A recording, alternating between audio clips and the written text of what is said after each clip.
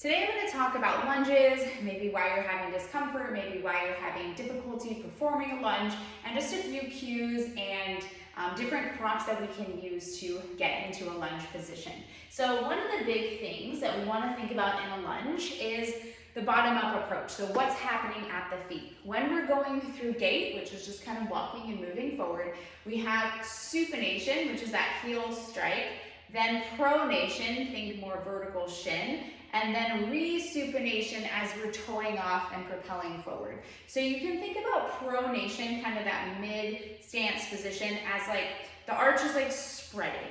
It's like eccentrically lengthening, and it's also kind of like slowing us down before we're going to accelerate again. So it's like, and then we're propelling forward. But sometimes this middle ground, this pronation, this splaying out of the foot and that relaxing of the arch doesn't happen. So if you find that you have high rigid arches, most likely that pronation, and which is associated with internal rotation, is very challenging for you to attain. If someone tells me that they were a dancer or ballerina, then I automatically think that they do this a lot and have those high rigid arches and probably have a more supinated kind of preference in their body. And if we're living on, let's say, this high rigid arch, and kind of on that kind of almost like on the outsides of our feet all the time, this travels up the chain. Maybe you have that constant piriformis tightness or just hip pain that's bothering you. Not always, but just sometimes thinking about how the foot impacts up the chain. So in this instance, one thing we really want to work on is getting some pronation and getting that splaying, getting that heel bone, the calcaneus, and that overall subtalar joint, which is the calcaneus and the talus. If you think about the heel in general, we want both nodding side to side and without just collapsing. So we want the heel bone to actually move, and we want it to nod forward and back. So you can think of the heel in general or the foot, and the backside is kind of that rolling glide. And so a lot of times we have trouble kind of getting forward without kind of rocking onto the toes, or we feel like stuck at the front. Like people will blame ankle mobility, but a lot of that is that we're just not getting that tipping of that calcaneus. We're not getting that movement in the heel and kind of at that joint that allows us to travel forward. That's why sometimes wedges are great, because they're going to allow you to kind of get into a better position with your foot. Maybe get that splaying out in that pronation moment, which is going to enable you to get down and up in a squat. So for those people that really struggle with, if you're a dancer, you really struggle with balance, sometimes that pronation and just living on the outsides of your feet can be an issue. So just even giving yourself references, I love using furniture pads, and you can use mini bands. Furniture pads are super cheap, you can buy those. But just understanding what it feels like to kind of rock side to side, getting that lateral movement in the heel. So if I'm in this staggered stance, kind of getting heavy over that left foot, and I'm thinking about kind of a little bit more of a hinge position, literally knee forward, weight in the midfoot, and I'm just thinking about rocking my heel side to side. I have some foot videos where I demonstrate this, and just rocking side to side. The foot isn't moving, I'm maintaining contact with that first net head, so think about that bony bone underneath the big toe, and I'm just moving side to side and sensing that lateral movement in the heel. From there, we can think about something like a hinge or a lunge. So if I think about it, I can I can open up, I'm opening up, finding that, keeping the knee forward and the heel heavy, finding the big toe mound and the inside part of the heel, and then I can come forward, keeping the heel heavy, find the outside edge of the heel, knee stays forward, open up. And so this is just essentially getting you to maintain that heel heavy, knees forward position and getting some movement through the heel. You should start to feel your glutes. So for the purposes of a lunge, if you feel like you were a dancer or just in general, you feel like you're kind of really high arched, I definitely recommend looking at the feet to kind of understand how, because it's not just balance, right? And obviously the feet are on our bottom. So if we can get that center of gravity and that splaying and just get our feet moving, we might experience a better lunge. Another thing that I wanted to talk about is sometimes people have knee pain in a lunge. And Postpartum, we're in this more externally rotated pelvis. Remember, our pelvis tends to take on this externally rotated position because we got a lot going on in this thoracic cavity and it needs to accept that pressure down.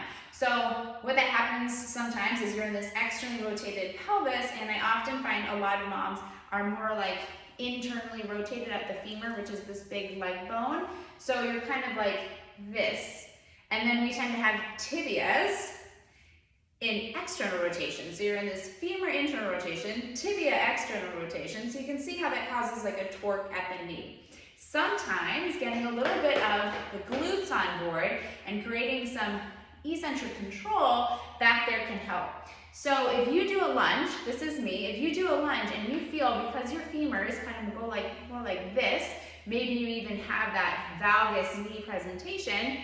If you go into a lunge, sometimes I feel like my knee is just like going in, and that's just because that's how my femur is like pointing. So my knee, it just kind of travels. But instead of thinking just going knee towards the big toe, I want you to think about your knee going towards your second toe. All right, so when we go into a lunge, instead of allowing the knee to come in, I'm thinking about kind of my knee going towards my second toe instead. And what I even love to do, especially on the right side, is to add a band. Think about some resistance. If you don't have a band, put your hand there and give it a little bit of force. So as I go down into the lunge, I'm thinking about that knee going towards the second toe, adding that force and resistance from the band. And if you don't feel those glutes light up, woo, and come up. So yes, sometimes we get knee discomfort in a lunge and we think, oh, okay, my glutes are weak, my knee keeps falling in. And that is potentially part of the problem, but I also want you to think about just your general anatomy, right? Maybe our femurs are in that more internally rotated position, and we need some prop, something here to get our glutes to fire, to strengthen in a more lengthened position so that we can find the glutes and not have that pain at the knee. So I love to do, especially on the right side, taking a band on the outside of the right knee and thinking about knee going towards the second toe, reaching with the opposite hand. Keep that resistance. You don't need to open up, but watching that you don't fall in, okay? Keep the knee towards the second toe, press and come up. All right, so adding some props. If we think about the left side, sometimes I like to add on the inside because for the most part, a lot of us need that little adductor and kind of that shift back on that left side just based on some asymmetries. So you're gonna do the same thing. And you can also experiment on the outside of the knee, but you can see on this left side how my femur just kind of wants to go like this. So I tend to, and I just, for the purposes of the video, didn't want to have to move the camera, but try the left side with the band on the outside as well. But I'm just gonna show you how we can utilize the band and kind of shifting onto that side. I'm gonna fight the pull of the band as I go down and up. And this is more adductor focused. And most of the time on this left side with most people, we need to be able to kind of pull that femur back, down and up. So just showing you a few things you can experiment with on the lunge. Another thing that I wanted to touch on is sometimes in a lunge, when you go into a lunge, this back leg may like splay out like that, kind of, and then they cause like a pulling at the groin, or you just feel like off balance. Sometimes that has to do with this big toe not being able to move. We need that big toe to have some movement. So sometimes taking a wedge, giving yourself a reference and kind of elevating that big toe up a little bit to kind of help it move, and getting into that lunge position can help. Obviously with this wedge, my range of motion is limited, but give yourself some big toe movement and an opportunity for that big toe to move.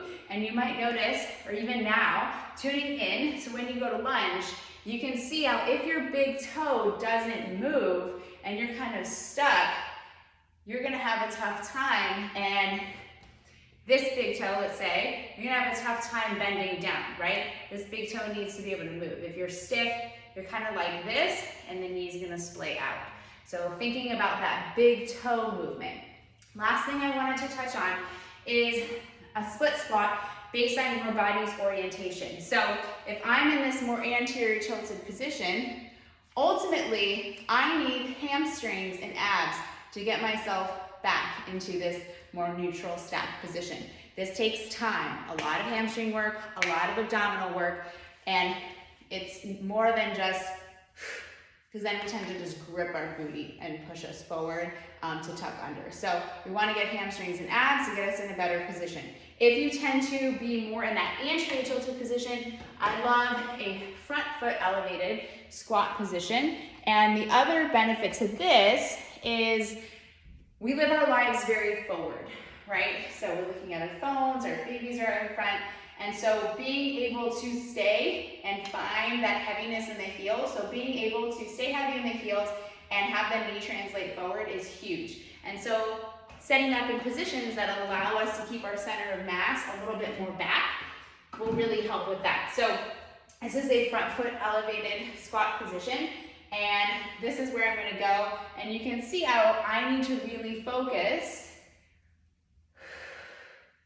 and it kind of keeps my center of mass back, and I have to remain heavy in the heels. Another thing I love doing with this is a Zercher. So you may not have heard of a Zercher. I'm just gonna improvise with a band here. And you can utilize a yoga block holding out in front, but taking that front foot elevated position, this is gonna force myself back. I'm still staying stacked. It's a great position to feel some nice back expansion. Sending my gaze forward, watching that I don't flare out through the ribs. So you're keeping that stacked position. Inhale down, exhale up. You can also do a goblet squat hold. So if you tend to be a little bit more anterior tilted, a front foot elevated variation tends to work really well. If you find that you are a booty clencher and a little bit more sway back, then that's where a rear foot elevated variation can be super helpful. So thinking about that rear foot elevated position with the back foot on the bench, this is essentially allowing my glutes to kind of lengthen and open on the backside. This position, this rear foot elevated, is more mimicking, remember that how we talked about gait and that toe off when you're about to lead? So think about it like this. I'm in that position where I'm about to explode up. So rear foot elevated is a great opportunity to train for more of that toe off and gait and allow the glutes to lengthen on the backside and up. So if you tend to be more of a glute clencher, this would be a great variation. So a couple things we talked about with the lunge. We talked about the foot pronation, rolling to the outside, and being able to splay and find that movement in the foot. If you find that you have really high arches, something tells me you need to work on some pronation and get some more internal rotation. If you feel that your knee collapses in all the time, you need to put the hand here and really fight it, get that control through the glutes, actively push, come in, and think about knee going towards the second toe and not knee towards the big toe. Push out, you're gonna feel the glutes light up, or you can use a band. Other thing we talked about is that movement in the big toe. If you find you're going to lunges and the knee comes out right here, something tells me it's because this big toe is not moving. So get yourself on a wedge, elevate the big toe. Think about how is your big toe moving? Do you have bunions? Think about that movement. The other thing is kind of a front foot elevated and a rear foot elevated, and how we can bias each position to give us what we need. A lot of times in a lunge, what is really going to help is being able to keep that heel heavy and sending the knee forward. 9 times out of 10, I find people come up off the heel. So staying heel heavy and moving the knee forward in space, you're gonna feel a lot more glute and get a lot more out of your lunge. The last thing I did not talk about is a little bit of a hip shift. So especially on that left side, it can be really helpful. So if I have my left foot forward, I wanna think about getting everything over my left side. So it's like my right knee is dropping and going nice and long, and I'm shifting into this hip, but without hiking. So I'm staying long through my left side, dropping the right hip down, reaching, knee goes forward, heel stays heavy, push up. A lot of us are stuck on our right side, so we need to give each side a little bit something different. Shift, come down, and up. Okay, so we'll explore hip shifting a little bit more. Last thing kind of plays into that anterior tilt. If you go into a lunge and you just kind of find that you're like this, really focusing on getting that stack